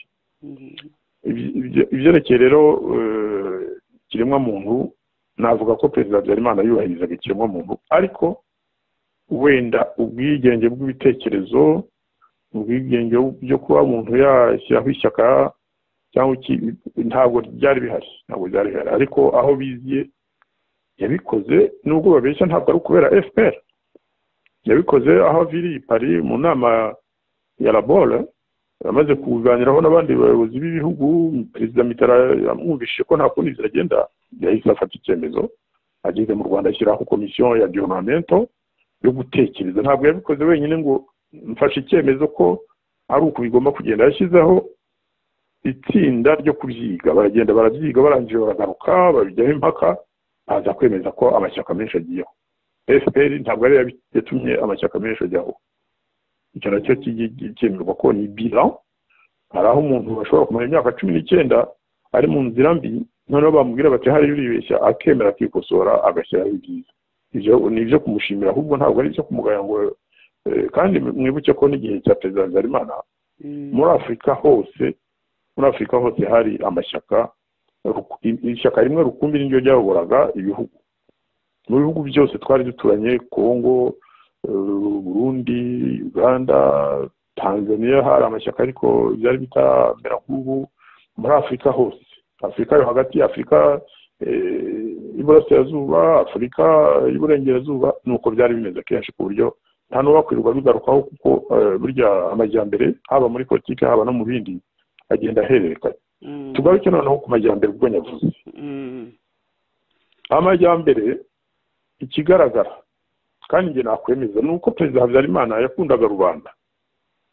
Perezida Habyarimana byaragaragaraga niyo yajyaga mu giturage ntabwo yabaga agiye kwiyamamaza, yabaga agiye gushyigikira abaturage. Muribuka bya byumweru byo gutaha imishinga. Ibyumweru byo gutaha imishinga ni ibintu yubahirizaga cyane. Ahatashywe umushinga runaka, ahatashywe ihoteli, ahatashywe n'imishinga mito rwose, agafata inzira akajyayo. Bivuge ko ntabwo ndi kumurata ibigwi kuko ibyo yakoze birigaragaza. Dufate amajyambere y'igihugu. Uyu munsi numvise bari kuvuga ngo mu myaka 25 bakoze ibitangaza, bavuga n'imihanda byanteye isoni rwose, ngo bubatse imihanda ngo kandi imbere ngo nta mihanda yabagaho myiza. Numva birambabaje nanone, nubwo byantangaje ariko bizambabaje. Dufate iyo mihanda bavuga, kuko kuri Radio Rwanda uyu munsi bavuze n'ibitaro, ngo bubatse ibitaro byinshi, nashakishije sindamenya ibyo ari byo. Imihanda iri mu gihugu yubatswe kuri Repubulika ya mbere n'iya kabiri, ariko cyane cyane muri Repubulika ya kabiri. Imihanda yose abana bari ubu bavuye mu mahanga cyangwa bavutiye nyuma 1994, ubu barababwira ngo hashize imyaka 25 jenoside y'Abatutsi ibaye, ngo biriya byose niho byakozwe. Ntabwo ari byo. Iriya mihanda 99% yubatswe muri Repubulika ya mbere n'iya kabiri. Ibitaro biri mu Rwanda byubatswe imbere igihe cy'abazungu cy'ababirigi nta byariho. Iriya mihanda yose muri Kigali hari kilometero itarenga imwe, nk'iyari ku Gisenyi cyangwa hose habaga hari ka kilometero kamwe. Umuhanda wa makadamu wari uhari ni umuhanda wavaga Bukavu nubwo ngiye hariya muri Cyangugu, ugaca mu Rwanda ukagenda ukagera mu Bugarama, kuko hari umuhanda mu by'ukuri wa Kongo abazungu bari barubatse kugira ngo babashe guhuza Bukavu na Bujumbura. Ntabwo wari uw'u Rwanda rero, ariko nta mihanda yindi yari ihari. Niwo muhanda muremure wari mu Rwanda, nta wundi wari ufite kaburimbo.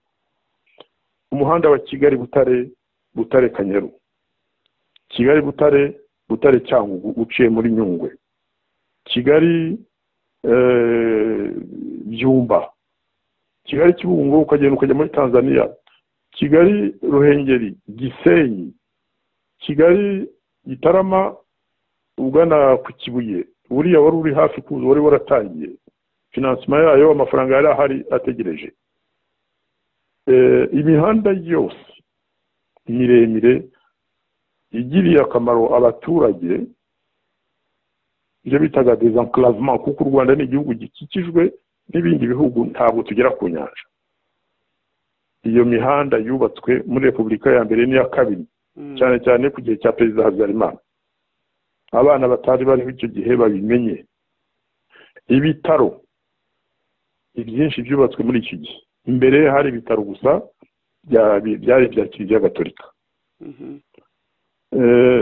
Dufate ibyerekeye infrastructure, aeroport, ikibuga cy'indege i Kanombe, hari abana b'ubu bakeka ko ngo cyubatswe na Perezida Kagame aho afatiye ubutegetsi. Ntabwo ari byo. Kiriya kibanza kibuga cy'indege cyubatswe muri Repubulika ya kabiri igihe cya Perezida Habyarimana. Niyo kigomba kwandikaho, ntabwo ari FPR yacyubatse. Kiriya kibuga cy'indege Perezida Habyarimana yari yarakise Gregoire Kayibanda wamubanjirije. Ni ukuvuga ko yubahaga n'amateka nubwo hari ibyo yahinduye. N'ibindi byinshi ku buryo nyine iyo bavuga ngo barakora bilan ni ukuvuga kwiga bakareba ibyo imyaka 25 bagezeho cyangwa ibyariho mbere, ubu baravuga ngo nta Rwanda rwari. Ibyo byose mvuze nibyo byari u Rwanda, kuko tubona ubwigenge muri 1962, ibyo byose mvuze nta byari bihari. N'abanyarwanda babyubatse nanone bifashishije inshuti z'amahanga, bagakora diplomasi nziza ituma amahanga bagirira icyizere.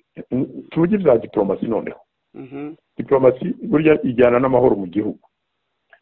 Turebye ubu ngubu ukuntu ibintu byifashe mu Rwanda, u Rwanda rurebana ayingwe n'ibihugu byose bidukikije byose, nta na kimwe bifitanye umubano mwiza. Na biriya byo muri Kongo nyuma yaho Perezida Felix Tshisekedi atorewe, biriya ni ibintu bitazatinda, kuko nibamara kwica abantu, nibamara kwica impunzi z'abanyarwanda, bakica abanyamurenge, bakagira bate, biriya byose bizahinduka. Abanyekongo bazabwira Kagame bati subira iwabo, noneho dusobanurire n'abanyekongo wishe. Ibyo ndabijeje, nzi ko ariko bizagenda. Perezida Tshisekedi ashobora kuba atazi ubwenge cyane, niko abanyekongo bamwe bavuga, ariko buriya ashaka ko amufasha kwica abo yica cyangwa kwirukana abanyarwanda, ariko nyuma yaho bazavugana.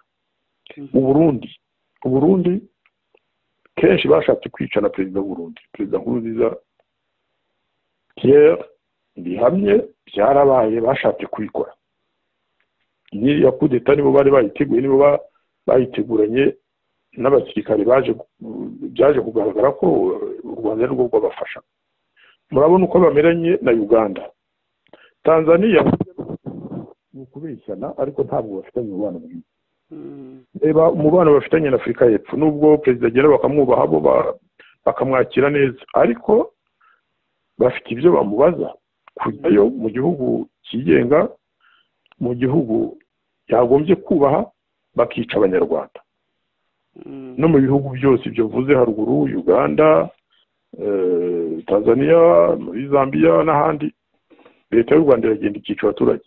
Ibyo ntabwo Perezida Habyarimana yigeze akora ibintu nk'ibyo. Ibihugu bidukikije byose yabanye nabyo neza cyane, byose. Kongo n'u Burundi bari muri CPGR, yabanaga neza na Perezida Mobutu, bari rwose nk'abavandimwe.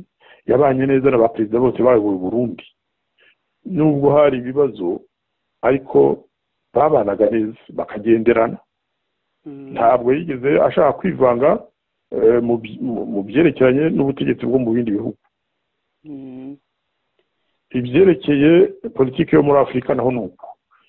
Ahantu Perezida Habyarimana adahuriye n'uyu uriho nubwo yakoraga ibintu byiza ntabwo yari azi kwirata, ntabwo yirataga ngo yivuge ibigwi ngo nakoze ibi ngo twakoze ibi, ibyo si byo. Murebe muri diplomasi ya Afurika ikintu kigaragaza ko ingoma ya perezida Habyarimana yabonekaga neza, ko ibindi bihugu byari bifitiye indoro nziza, ni ukureba mu miryango u Rwanda rwarimo. Dufate nka uyu kuko niyo yari umuryango munini, niyo African Union, niyo Africaine. Ubu ngubu twagize umunyamabanga mukuru wungirije imyaka myinshi ariwe wari Sylvestre Nsanzimana. Sylvestre Nsanzimana yakoraga manda ye akayirangiza, abandi banyafurika akaba aribo bavuga bati nyaboneka, bakabwira perezida Habyarimana bati rwose ntumucyure, turashaka ko akomeza akazi ke kuko akora neza. Kandi ibyo nabihamya, nakoze muri ambasade, nabaye ambasaderi muri Ethiopia, natoresheje Nsanzimana biremera. Hari n'abandi bashakaga gutoresha ababo, ariko abanyafurika bakavuga bati umunyarwanda niwe dusanga ukora neza, niwe twizeye, perezida Habyarimana turamwizeye. Ibyo bintu rwose nabihagazeho. Niyo yajyaga mu manama ya OUA ntabwo yishyiraga imbere, yajyaga mu biganiro akavugana n'abandi, igihe cyo kuvuga agafata disikuru yateguye, ntabwo yigeze ahaguruka ngo atangire gusa n'utukana n'abandi. Ashobora kuba yari afite ingeso zo sinzizi, kuko wenda ni ibintu bishobora kuba byabaga mu buzima bwe, mu muryango cyangwa iki, ariko ngewe ko namubonye haba muri diplomasi, ni umuntu wubahwaga, yarubahwaga cyane, kandi atagombye kwitera hejuru ngo yiririmbe. Ntabwo yigeze yishyira imbere, ahubwo wabonaga yicisha bugufi rimwe na rimwe bikabije, haba muri Afurika, haba mu mubano n'ibi bihugu by'i Buraya. Nabwo nakoranye nawe hano i Buraya. Yari umuntu wubahwa kandi akubaha ubudahangarwa bw'ibindi bihugu. Icyo ni ikintu gikomeye. Ntawe yigeze ajya gutera amahane mu bihugu by'abaturanyi na rimwe. Ikintu bamwe bavuga rimwe na rimwe yaba yarakoze kibi, sinzi niba ari babikoze cyangwa iki. Hari umugabo wari warahungiye muri Uganda, noneho baza kumucyura aboshye ari muri kapo y'imodoka. Ndakeka ko nkuko nabyumvise Rwanda ari ambasade yaba yarabikoresheje icyo gihe, ariko nicyo kintu cyonyine cyaba cyarabaye, nacyo cyafashwe nabi. Ntabwo nta nubwo byagize ngo ntibyaduhiriye. Abantu babikoze wenda bashaka gusa kugaragaza ko bashobora gukora ikintu, ariko ntabwo byabaye byiza. Yari umusirikare mukuru waje no kujya muri FPR, nawe sinirivuga izina, muramuzi. Ikindi navuga ni ukuntu perezida Habyarimana yifashe mu ntambara ya Uganda. Abatabizi nabo babimenye, perezida Habyarimana buriya Museveni yaramunyanganye, nk'uko bavuga, yaramubeshye, amubera umuntu mubi, kandi we yaramufashe neza rwose. Igihe Museveni yarwanaga, igihe Museveni yari hamwe n'aba Fred Rwigema n'abandi bafatanyaga intambara barwanya Obote, perezida Habyarimana yaramufashije. Igihe hari umuntu uri hafi yanjye wambwiye umunsi umwe, yarambwiye ati niko, ati wari uzi ko uriya mugabo wo mu Buganda ejo nagiye kumutwara mbisabwe na Sagatwa, ati nagiye kumufata aha n'aha, ndamuzana mujyana mu hoteli, niho yamaze iminsi nyingahe. Ndamubwira ntibishoboka. Arambwira ati bose nakubeshya nshaka iki. Hari ubwo Premier Ministre Twagiramungu yigize kubivuga, ndumva ari ikiganiro mwagiranye, asobanura ukuntu perezida Habyarimana yafashije Museveni, amuha intwaro, amuha amafaranga, amufasha gucuruza kawa.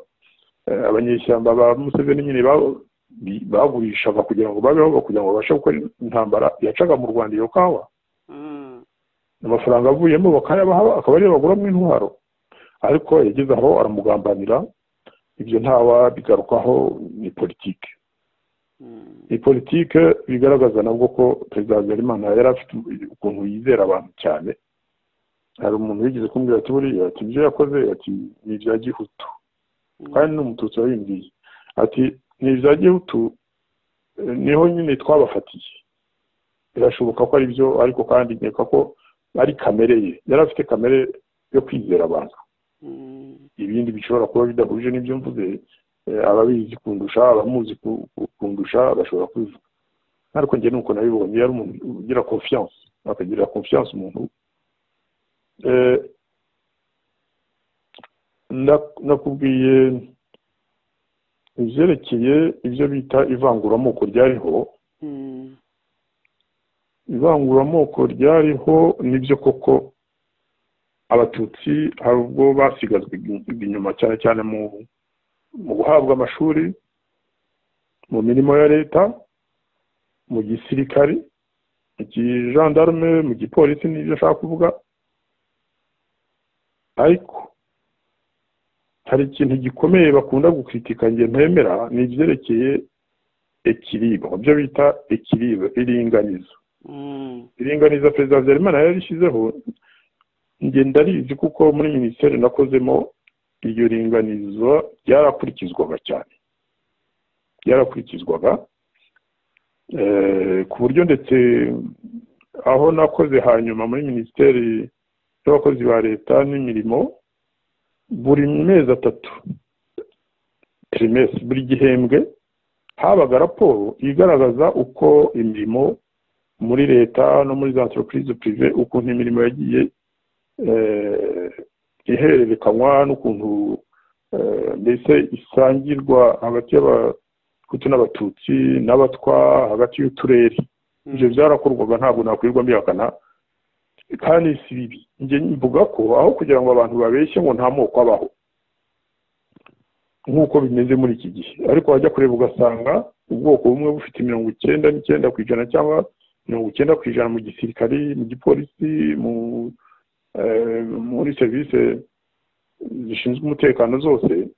Ngewe nsanga ibyiza ari uko habaho iryo ringaniza nk'uko bimeze mu Burundi. Nibura umuntu akabazi ko niba adahawe igice kimukwiye, akaba ariho yavuga ati barandenganyije, aho kugira ngo baciceke babeshye ngo nta moko kibaho. Ngo kera rero hariho icyo kintu cya kota. Kota muri minifope, ibyo nibuka ibyo twari dufite twe.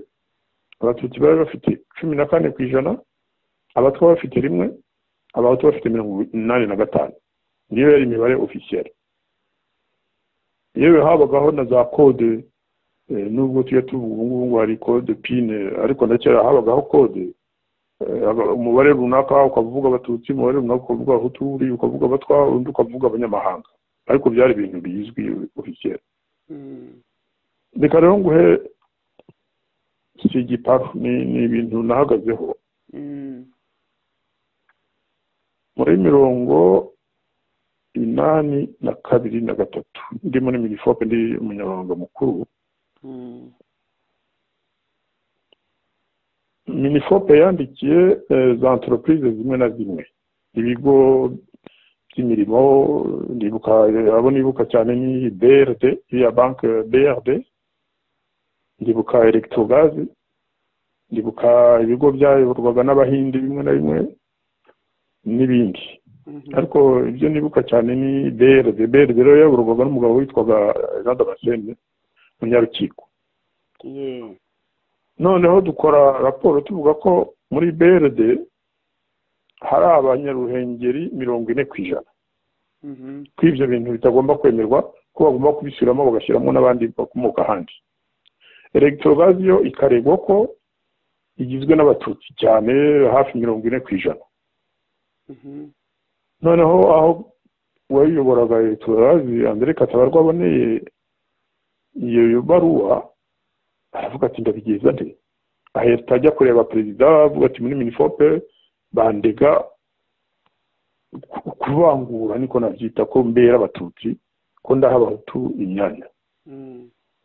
Ndibuka ko icyo gihe perezida Habyarimana yarampamagaye, nari muri minifope minisitiri wanjye yari yaragiye muri Suisse mu nama za BIT arahamagara arambwira ati niko ati ibintu muri gukora n'ibiki ati Katabarwa ambwiye ko mu mwandikiye mumusaba kwirukana abatutsi kugira ngo ashyiremo abahutu ati ibyo bintu mu byibagirwe yaravuze ngo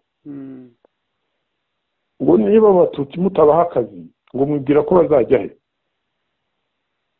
ati niba mushaka ko Katabarwa utabaha akazi ngo babe benshi muri electorate nimubaha akazi mubashyire mu mirimo kimwe n'abandi banyarwanda ndavuga ni monsieur le président ndabyumvise tuzongera kumwandikira kuko yanyiyamye ati ntimukongere kwandikira Katabarwa mumubwira ubusa ariko ibyo ntabwo byasohotse ngo bimenyekane nabibwiye wari directeur general icyo gihe arambwira ati ceceka ahubwo nanjye yari amaze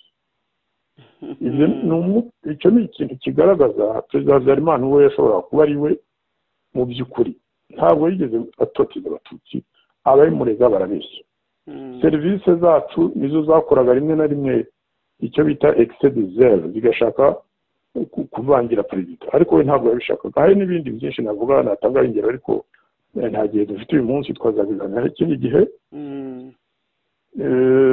mu magambo make rero njye nsanga haba ku byerekeye imishinga yo kuzamura abaturage imishinga yo kubakura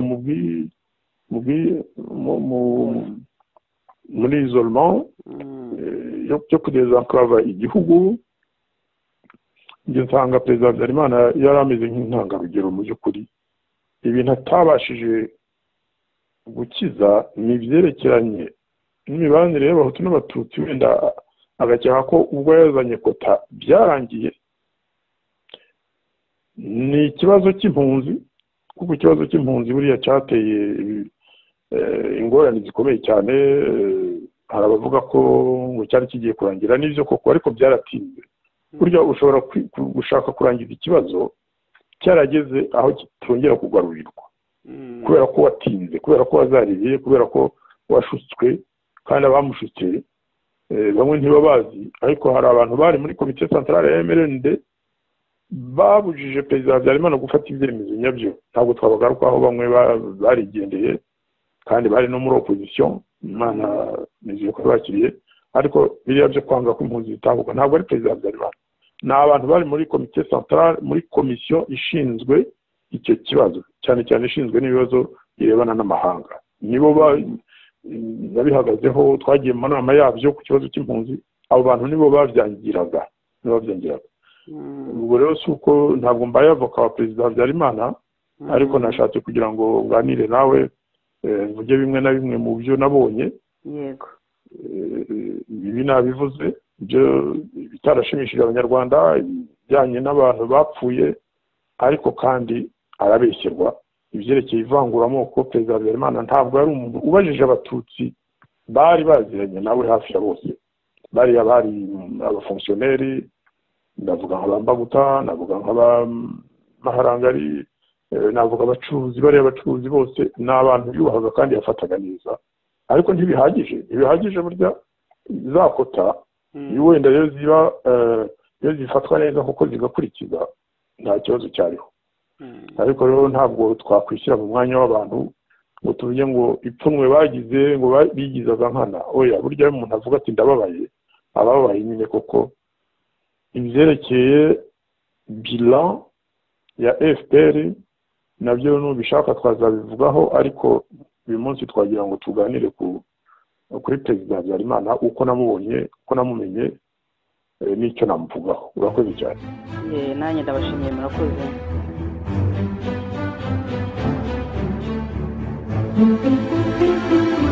Thank you.